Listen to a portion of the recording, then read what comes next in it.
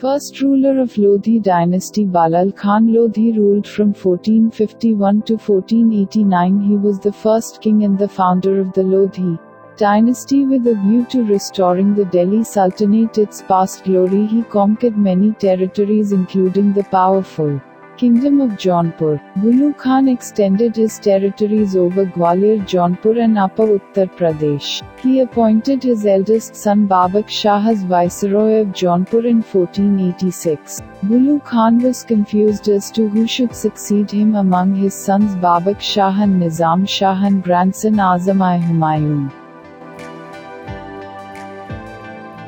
Second ruler of Lodhi dynasty Sikander Khan Lodhi ruled from 1489 to 1517. After Buhlul Khan's death, his second son Nizam Shah was proclaimed the king under the title of Sultan Sikandar Shah on July 17, 1489. He made all efforts to strengthen his kingdom. He extended his kingdom from Punjab to Bihar and also made a treaty with Alauddin Husain Shah of Bengal.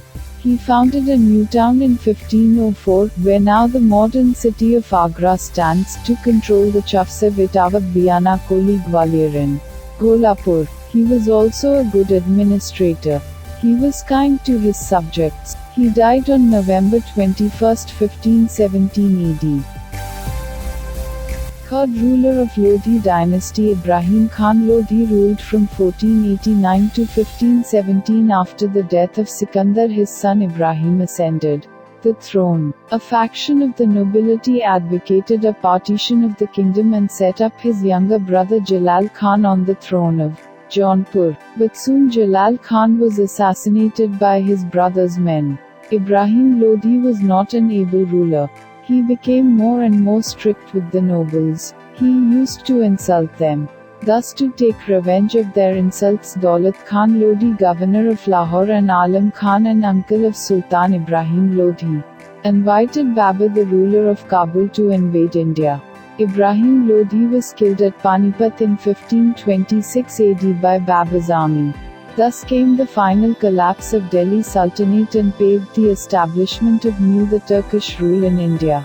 First Battle of Panipat. The battle was fought between Mongol Prince Zahir-ud-Din Muhammad Babur and the Afghan Sultan of Delhi, Ibrahim Lodhi.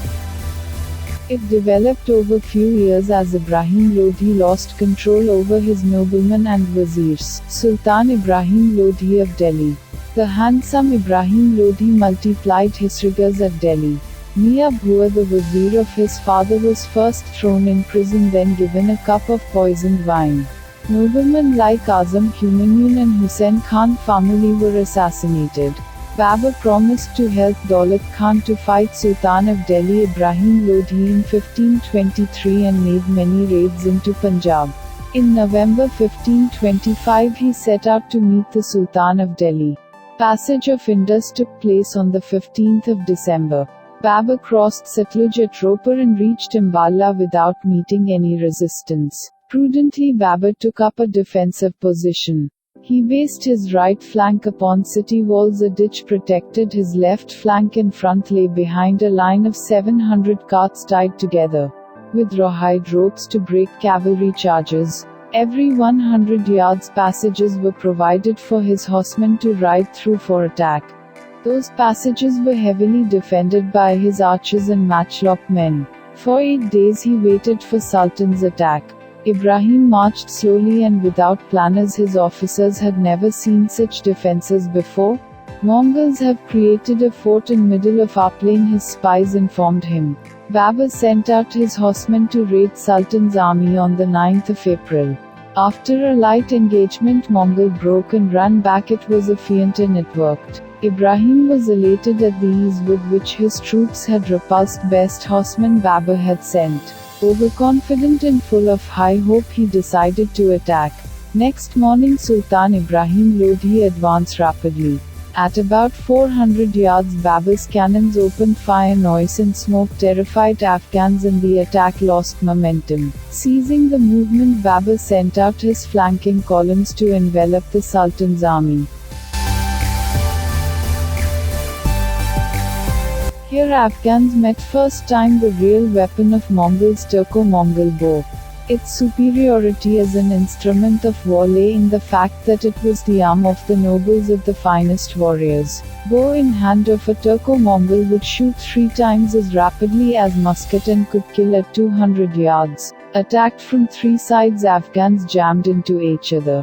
Elephants, hearing noise of cannon at close range, ran wildly out of control. Ibrahim Lodhi and about 6,000 of his troops were involved in actual fighting. Most of his army stretching behind up to a mile never saw action. Battle ended in about 3 hours with death of Ibrahim Lodhi, who was at forefront. And in place where fighting had been the fiercest, dead amid the heap of Mongol slain of his sword, lay the vain but courageous Sultan Ibrahim. His head was cut off and taken to Babur, wrote a Mongol historian. When Afghans fled, they left 20,000 dead and wounded.